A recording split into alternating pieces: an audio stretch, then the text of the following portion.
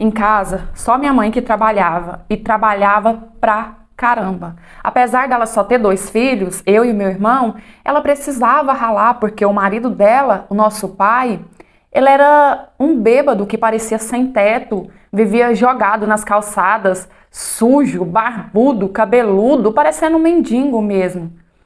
Quando eu fui ficando pré-adolescente, eu passei a ter vergonha disso, porque no bairro o meu pai tinha pedido de R$ 1.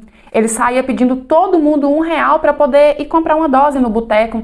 Então, com isso, as minhas colegas de bairro da escola ficavam me zombando. Fazia isso em forma de brincadeira, mas zombando, sabe? Tipo, às vezes a gente ia brincar, ia fazer qualquer coisa, e elas ficavam assim, ô realzinho, ô realzinho. Ali no momento, eu dava risada, eu entrava na onda, porque eu não queria demonstrar a minha fraqueza, mas só Deus sabe como eu estava por dentro, me remoendo. A minha mãe, ela é costureira, então ela passava várias horas e horas sentada naquela máquina, remendando roupa dos outros para poder sustentar a casa. Com o tempo, a minha mãe ela ficava tão sentada, sabe? Passava tantas horas do dia sentada naquela máquina que ela foi tendo problema de coluna e ela mal ficava em pé direito. Ela andava toda encurvada porque ela sentia muitas dores.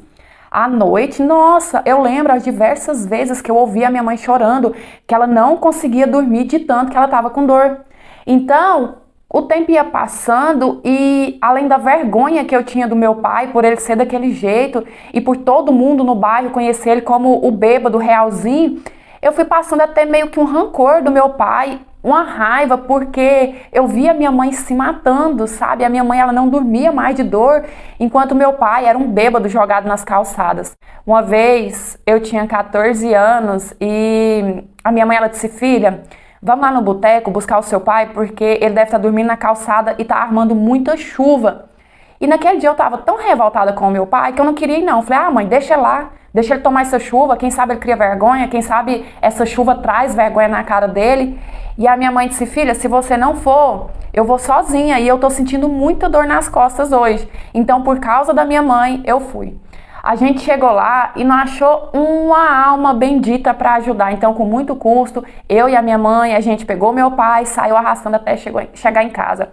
Chegando em casa, a gente deu um banho no meu pai na água fria, trocamos de roupa, colocamos ele para dormir, sabe? E eu não consegui dormir porque eu lembro o tanto que a minha mãe ficou gemendo de noite e ela mal conseguia se mexer de tanto que ela tava com dor, sabe? Porque ela já tava sentindo dores, né? E ainda teve que fazer aquele esforço arrastando meu pai para casa. Então eu nem dormi de raiva. No outro dia cedinho, quando meu pai levantou, antes dele sair pro boteco, né, que ele ainda estava sóbrio, não tinha bebido ainda, eu comecei a falar umas boas para ele. Eu nunca tinha desrespeitado meu pai daquela maneira, mas eu não estava suportando mais. Eu disse, pai, por que você não cria vergonha na cara? Por que você não vira homem? Para com essa cachaçaiada sua, vai arrumar um emprego, vai tomar um banho, fazer essa barba, parece um mendigo, vai trabalhar. A minha mãe não suporta mais, a minha mãe tá morrendo.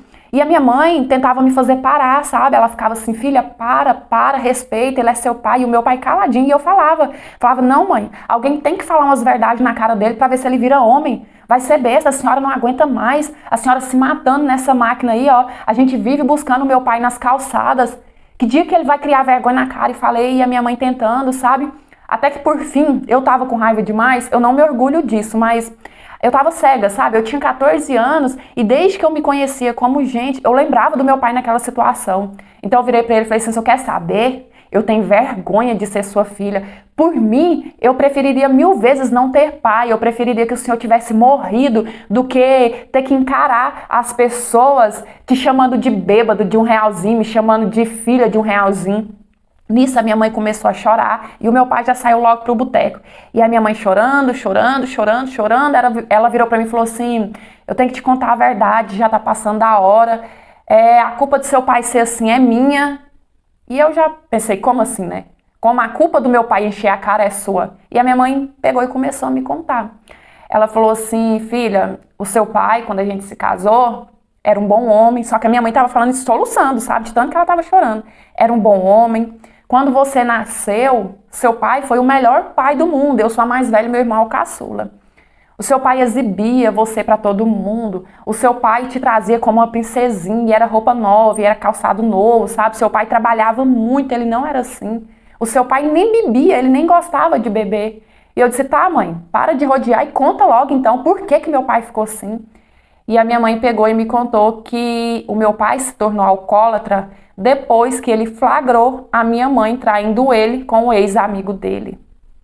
E, gente, eu nem consigo expressar em palavras o que eu senti naquele momento, porque eu tinha 14 anos e eu estava descobrindo aquilo naquele momento que eu tinha esculhambado meu pai, que eu tinha colocado meu pai lá no chão, sabe?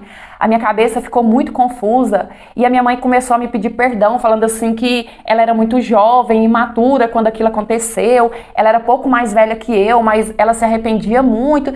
Só que eu não conseguia ouvir a minha mãe, sabe? Eu tava muito confusa. Falei, mãe, não conversa comigo não.